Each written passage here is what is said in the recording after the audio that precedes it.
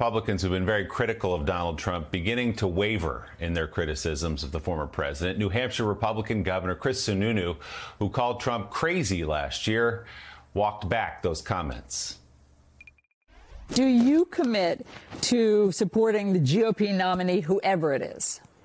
Yes, absolutely. I'm a Republican. I'm going to support the Republican nominee because I can guarantee you they're better than any of the Democrats that would likely sit in that presidential seat. Even if it's Donald Trump? Yeah, I don't think it's going to be Donald Trump, but yeah, I'm going to support the Republican nominee, to be sure. Because, I mean, I think that you did at a dinner call Donald Trump effing crazy. Yeah, that was funny. It was a roast. It was a funny joke.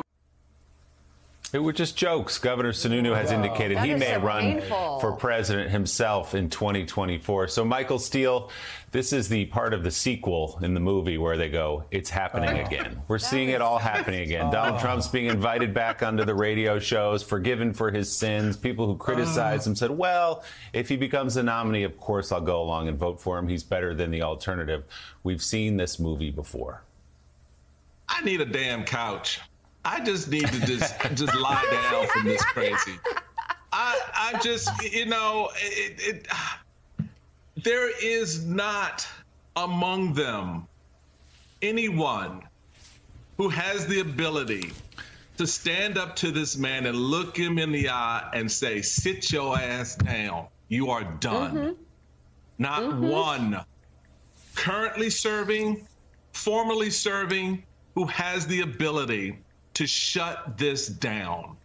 And so, oh yeah, I love this line, this crazy line that says, well, yeah, I support the Republican nominee, even if it's Donald Trump. Yeah, but I don't think it's going to be Donald Trump. No. Really? How do you think that, how does that math work? And so can we just all, the rest of us, just stop trying to follow and track this and think these people are A, sane, B, going to do anything other than ultimately capitulate to Donald Trump, and C, focus on how we can move this country away from that. And if it's a Democratic nominee, an independent candidate, whoever else it is, you're not going to get that person out of this party at this time. It's just not going to happen. So then my question, I mean, I always feel like, Joe, that sucking up never works. You got to be who you are. It never works. It never works. And these guys are so pitiful, like, I'll support him, sort of, but I don't think he's going to, but I'll support him, like, and Sununu. Come on. Oh, come on, man. You were joking when you said he was crazy? Blanking crazy. Yeah. And you know what you meant, and you're walking it back pitifully. Does a voter respect you for doing that? Does a voter respect someone quivering behind the coattails of Donald Trump? Like, what is the option for a solid Republican who wants to run for president when they are asked about the support for Donald Trump? Do they have to appeal to Trump's base? Is that a must? So first of all, and is that the way to do it? No, that's not the way to do it. And let's quote Bill Clinton here, who said it's better to be strong and wrong than weak and right. Donald Trump, this is something that Donald Trump's understood all along. Michael Steele, let me open up to you. You were a public official as well, been on the ballot. It seems to me there's a way for a Republican to say, I understand there are a lot of people that support Donald Trump. Let me remind you all, though, Donald Trump said that his own vice president deserved hanging. Donald Trump said he supported the termination of the Constitution of the United States of America. He said that on Truth Social, that he wanted to terminate the Constitution of the United States of America. Republicans, let me say, we have to move beyond it, because this is why we've lost in 2017, 18, 19, 20, 21, 22, and we'll lose in 24. And if you voted for Donald Trump, I need your vote. I need your vote, because we need to win. I mean, why can't they do something like that? Or what would you do, Michael? What would your approach be? So this would be my approach. So as Caddy aptly pointed out in the last segment, that we're only talking about a third of the Republican base. The fact that we act like the other 2/3 don't exist and they don't get to participate in a primary process. Our primaries, Joe, you know this firsthand, have roughly 20% of all registered voters who can vote in a primary turn out to vote. There is a wide swath of voters out there. You have primaries in which independents can become Republicans to participate. Democrats can change parties to participate. There are ways in which you can work your campaign through these primaries and crush the hell out of Trump. But we get stuck in this mindset that believes, oh, his base is so vast, is so big, they turn out, we lose. That is not necessarily true. If you have the strategy in place to activate and animate the rest of the base, making the case you just made, we're going to nominate someone who wants to tear up the Constitution. We want to do that again. The arguments can be made. The strategies can be put in place, Joe. But the party just sort of acquiesces to this notion that there's no way around this big yellow boulder sitting in the middle of the road.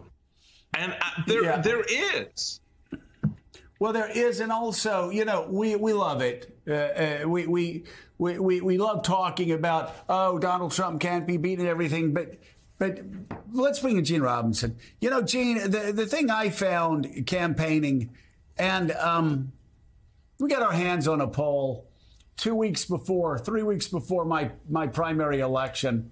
My opponent was at 52% and I was at 14%. And people said, well, that's the end. And I said, we get them right where we want them. I bring that up only because, of course, I couldn't afford the poll. We had to figure out a way to get the poll from somebody else. Mm-hmm. But I have seen people who have said, I am voting for candidate A.